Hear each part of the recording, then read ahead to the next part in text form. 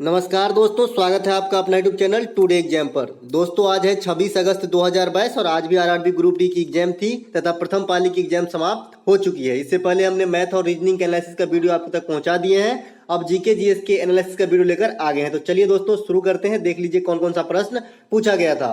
एक प्रश्न आया था कि सेवा योजना किस राज्य के द्वारा शुरू किया गया है। तो सेवा योजना जो है ये असम राज्य में चलाया जाता है। असम राज्य की राजधानी कहाँ है? दिसपुर है। असम की वर्तमान मुख्यमंत्री कौन है? हेमंत बिस्व शर्मा है वर्तमान मुख्यमंत्री। और राज्यपाल कौन है? जगदीश मुखी। तो आपको ये दोनों जरूर याद रखना है क्योंकि आज असम की बारी है, कल राजस्थान की बारी थी।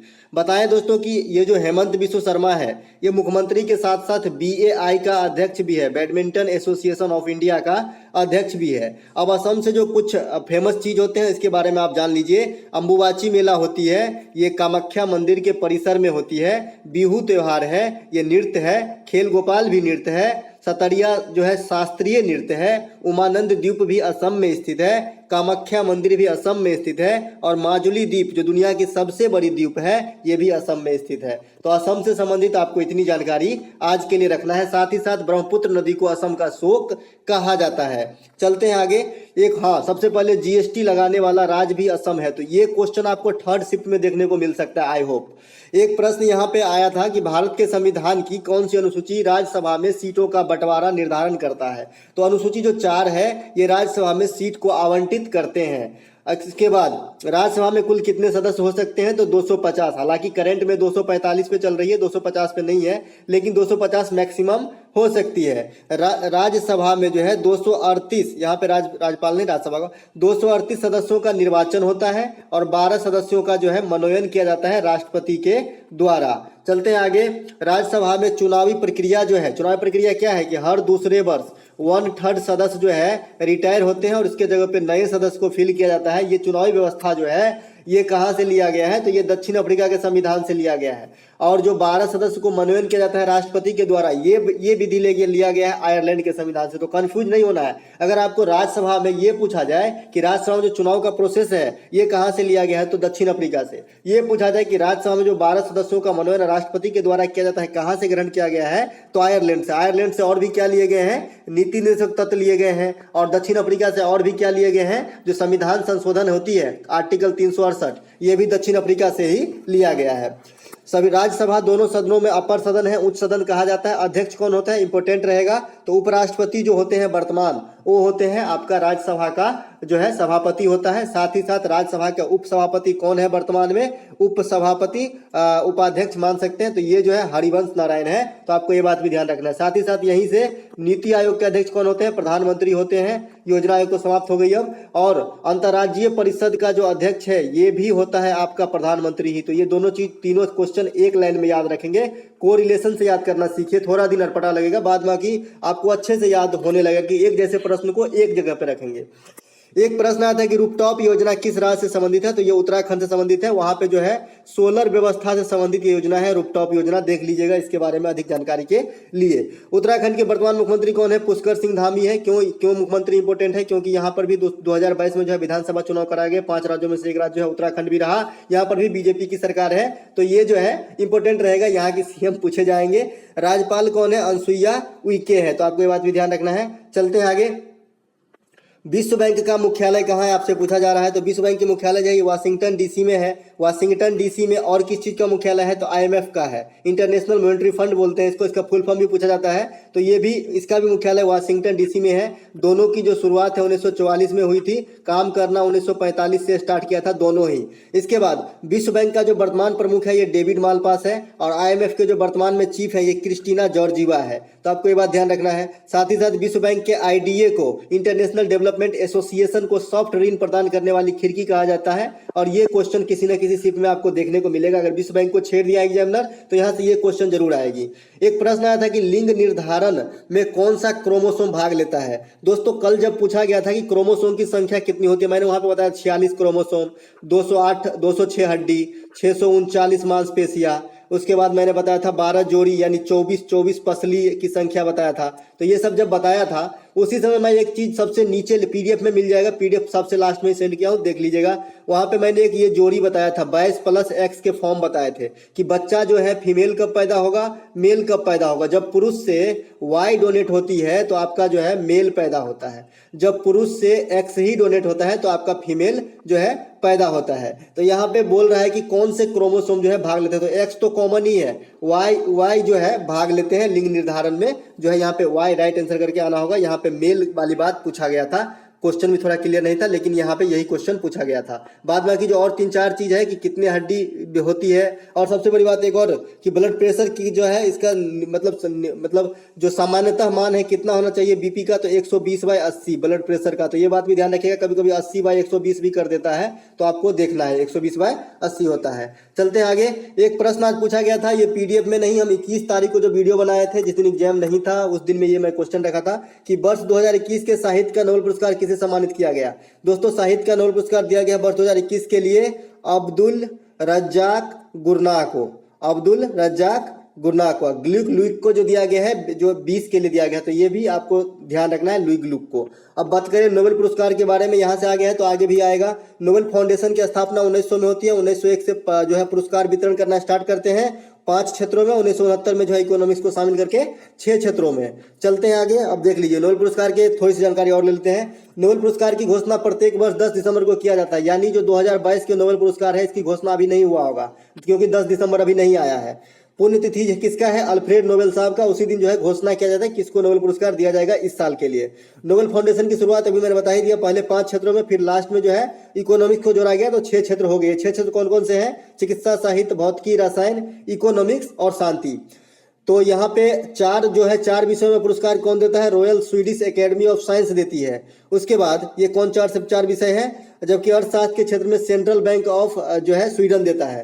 शांति का जो नोबेल पुरस्कार, खाली आपको याद रखना है शांति वाला, शांति का नोबेल पुरस्कार जो है नॉर्वेजियन नोबेल कमेटी देता है, जो नॉर्वे की राजधानी ओस्लो में दिया जाता है, और कुछ ज्यादा नहीं है। नोबेल पुरस्कार के जो आविष्कारक हैं, जो अल्फ्रेड डायनामाइट के आविष्कारक हैं अल्फ्रेड नोबेल जी, उन्हीं के याद में नोबेल पुरस्कार दिए जाते हैं। माफ कीजिएगा, बात थोड़ा लटपटा जाता है कभी कभी। एक प्रश्न पूछा गया था, मिसेज वर्ल्ड कप 2022 के विजेता कौन है। ये मिस वर्ल्ड कप नहीं है, ध्यान दीजिएगा, ये मिस वर्ल्ड कप है। अधिकांश बच्चे इस क्वेश्चन में गलती करके आएंगे। तो मिसेज वर्ल्ड कप पूछा गया था तो सैलिन फोर्ड हो जाएगा। मिस वर्ल्ड कप 2021 का, क्योंकि मिस वर्ल्ड कप 2022 की अभी तो हुआ ही नहीं है घोषणा, तो कहां से पूछेगा। यहाँ पर जब मिस वाले टर्म में मिस वर्ल्ड कप पूछा था 22 का, तो इसका मतलब ये मिसेज पूछा था, बच्चे गलत बताया, मैंने मिसेज लिखा है। देख लीजिएगा अगर आप एग्जाम दिए हो तो क्या राइट आंसर है। मिसेज वर्ल्ड कप ही पूछा गया होगा, क्योंकि मिस वर्ल्ड कप अभी हुआ ही नहीं 22 का। तो ये सैलिन फोर्ड है, मिस वर्ल्ड कप 2021 ही हुआ अभी। तो ये जो है कैरोलिना बिम्बालास्का जो पोलैंड के हैं, ये घोषित किए गए हैं 21 के लिए। भारत के प्रथम मिस वर्ल्ड कौन है, कुमारी रीता फाड़िया है, ये बात भी आपको ध्यान रखना है।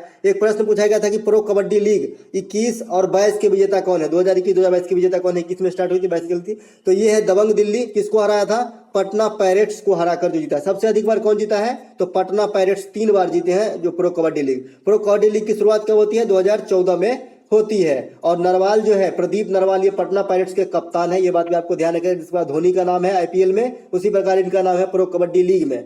आईपीएल से क्वेश्चन पूछे जाते हैं, प्रो कबड्डी लीग से भी क्वेश्चन पूछा गया था एसएससी में भी, और रेलवे में पूछे जा रहे हैं, क्योंकि क्वेश्चन जो है टीसीएस के पैटर्न पे जो है सेट किया जा रहा है। एक प्रश्न पूछा गया था कि समांतर क्रम में लगा 2 प्रतिरोध का तुल्यांकी प्रतिरोधकता क्या होगा। दोस्तों आपको बताए थे कल 9 ओम के 3 प्रतिरोध थे, वो भी तो आपको पैरेलल में ही था। आज यहाँ पे मान नहीं दिया, खाली पूछा है सूत्र, तो 1/R1 + 1/R2 = 1/R होता है। ये आपका तुल्यांकी प्रतिरोध हो जाएगा R। अब इसको आप कैलकुलेशन करेंगे तो R1 × R2 हो जाएगा, और ऊपर में क्या हो जाएगा, R1 + R2। अब सिर्फ R का मान चाहिए तो उलट देंगे, तो R1 × R2 / R1 + R2 आपका आंसर हो जाएगा। तो यही आपका तुल्य प्रतिरोध होता है समांतर क्रम में। श्रेणी क्रम में सीधे सीधे जोड़ दिया जाता है। मान लीजिए श्रेणी क्रम में होता तो R1 + R2 आपका तुल्यांकी प्रतिरोध हो जाता। चलते हैं, गांधी जी की 150वीं जयंती कब मनाएगी, 2 अक्टूबर 2019 को मनाया गया। बेंगलोर में सिक्योरिटी जो साइबर सिक्योरिटी है उसको सुरक्षा के लिए कौन सी कंपनी जो है वहां के राज्य से डील किया है, तो ये IBM है। कभी कभी IBM कंपनी का फुल फॉर्म पूछा जाता है, तो इंटरनेशनल बिजनेस मशीन होता है, ठीक है, इंटरनेशनल बिजनेस मशीन होता है। इसके प्रमुख कौन है वर्तमान में, तो अरविंद कृष्णा जो है इनके प्रमुख है IBM के। एक प्रश्न आया था कि विश्व की सबसे बड़ी नदी द्वीप कौन सा है, तो माजुली। आज असम का टारगेट किया है, आप असम को अच्छे से देख लीजिएगा, 3rd पेज में एग्जाम है। तो विश्व की सबसे बड़ी द्वीप कौन सा है, ग्रीनलैंड। कहाँ है? डेनमार्क में। इंडोनेशिया को क्या कहते हैं? तो द्वीपों का समूह कहते हैं इंडोनेशिया को। इंडोनेशिया जो है द्वीप पे बसा देश है और द्वीप के समूह से इतने द्वीप है इस देश के अंदर की पूछे मत। बहुत सारे द्वीप है, द्वीपों का समूह है, आर्कीपेलगो कह सकते हैं। इंडोनेशिया को द्वीपों का समूह कहा जाता है। एक प्रश्न आया था कि प्रथम पेपरलेस विधानसभा किस राज्य में संचालित किया गया? तो ये नागालैंड में किया गया है। प्रथम लेस यानी जो है सब कुछ जो है कंप्यूटराइज किया गया है। जस्टिस क्लॉक गुजरात में स्थापित किया गया है, गुजरात के हाई कोर्ट में, इसीलिए मैंने यहाँ पे रख लिया है। आने वाले जो है एग्जाम में ये क्वेश्चन पूछे जा सकते हैं, इसलिए जस्टिस क्लॉक की स्थापना कहाँ किया गया? तो गुजरात के हाई कोर्ट में। एक प्रश्न पूछा गया था कि अमृता देवी राष्ट्रीय पुरस्कार किस क्षेत्र में दिया था? अमृता देवी राष्ट्रीय पुरस्कार जो है ये वन्य जीव संरक्षण, वाइल्ड लाइफ संरक्षण के लिए दिया जाता है। वन्य जीव दिवस कब मनाते हैं? 3 मार्च को मनाते हैं। याद रखिएगा, यहाँ से ये क्वेश्चन जरूर पूछे जाएंगे, क्योंकि इसका जो है भाई पूछ दिया है तो दूसरा भाई भी पूछा जाएगा। 21 मार्च को अंतर्राष्ट्रीय वन दिवस के रूप में मनाते हैं। दोनों में फर्क है, एक जो है बस वन्य जीव दिवस मनाया जाता है 3 मार्च को, और एक है 21 मार्च को जो अंतर्राष्ट्रीय वन दिवस मनाया जाता है। दोनों में बहुत फर्क है। अर्जुन पुरस्कार, मेजर ध्यानचंद पुरस्कार, द्रोणाचार्य पुरस्कार, ये तीनों खेल के क्षेत्र में दिया जाने वाले पुरस्कार है। ठीक है, अर्जुन पुरस्कार की ईस्वी पूछता 1961 होता है। मेजर ध्यानचंद 1991 हो जाएगा, क्योंकि पहले इनका नाम राजीव गांधी खेल रत्न पुरस्कार था। द्रोणाचार्य पुरस्कार 1985 हो जाएगा। और द्रोणाचार्य पुरस्कार के बारे में आप याद रखेंगे, ये सिर्फ खेल के जो कोच होते हैं ना, उन्हें दिया जाता है, खिलाड़ी को नहीं दिया जाता है। एक प्रश्न आता है कि अनुच्छेद 21A में किस उम्र के बच्चों के लिए शिक्षा की बात कही गई है? कल भी मैंने वीडियो में बताया था और सब दिन बताता हूँ, 6 से 14 वर्ष तक की शिक्षा के लिए मतलब 6 से 14 वर्ष तक के बच्चों के लिए भारत में शिक्षा फ्री है, निःशुल्क है। तो यही बात कही गई है 6 से 14 वर्ष तक के। यही तो कारण है कि 14 वर्ष से कम उम्र के बच्चे को कल कारखाने पर नहीं लगाया जा सकता। सरकार ऐसा मानता है कि 14 वर्ष से जब अधिक बच्चा हो जाता है तो बालिग हो जाता है, वो काम करने लायक हो जाता है। 14 से कम रहता है तो नाबालिग रहता है, इसको काम पे नहीं लगाया जा सकता। इससे आर्टिकल 24 हमारा यही कहता है। तो आप लॉजिक भी लगा सकते हैं। अनुच्छेद 31 जो है ये निजता का अधिकार है, और अनुच्छेद 21 के ए में ये चीज रखा गया है। एक कॉप फॉर्मेट कर दिया गया 21 वाले आर्टिकल को, और इसमें ये चीज रख दी गई है 6 से 14 वर्ष के बच्चे को निःशुल्क शिक्षा दिया जाएगा। वैसे मेन वाला जो 21 आर्टिकल है ये निजता का अधिकार है, इसे प्राण एवं दैहिक स्वतंत्रता का अधिकार भी कहा जाता है, और ये किसी भी परिस्थिति में नहीं बदलती है, चाहे देश में आपातकाल ही क्यों ना लगा हो। भाई जिंदगी जीने का अधिकार किसी से थोड़ी छीना जाएगा, चाहे देश में आपातकाल ही क्यों ना लगा। आप सांस तो लोगे, खाना तो खाओगे, इस यही बोलते हैं प्राण एवं दैहिक स्वतंत्रता का अधिकार है। वर्तमान में 6 मौलिक अधिकार हैं जो अमेरिका के संविधान से लिए गए हैं। पहले 7 हुआ करता था। संपत्ति के अधिकार को हटा दिया गया है मौलिक अधिकार से 44वां संविधान संशोधन 1978 के द्वारा।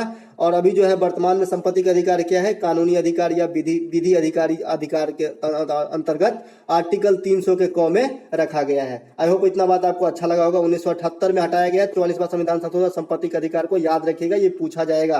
42वां संविधान संशोधन और 44वां संविधान संशोधन इंपोर्टेंट है किसी भी एग्जाम के दृष्टिकोण से। मौलिक अधिकार जो है 12 से 35 तक के आर्टिकल को कवर करते हैं और भाग 3 में रखा गया है। कितने हैं? 6 है। कहां से लिया गया है? यूएसए से लिया गया। ये सब बता दिया। एक प्रश्न आया था दोस्तों कि डीएनए में क्या पाया जाता है। दोस्तों डीएनए में क्या पाया जाता है? बहुत सारे चीज पाया जाता है डीएनए में, लेकिन वहां पे ऑप्शन मुझे नहीं प्राप्त हो पाया इस क्वेश्चन के लिए, क्योंकि लड़के लोग बता रहे हैं कि ऑप्शन ऐसा है कि याद ही नहीं हो पाएगा, बहुत जटिल लैंग्वेज में था, तो मैं भी नहीं लिख पाया।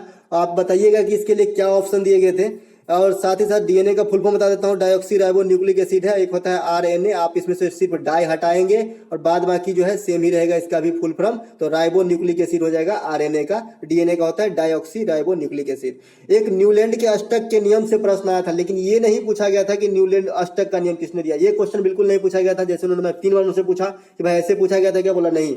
न्यूलैंड के अष्टक के नियम से और भी कुछ आगे लिखा था, न्यूलैंड का भी नाम लिखा था। इसका मतलब ये तो नहीं पूछा गया होगा कि अष्टक का नियम किसने दिया।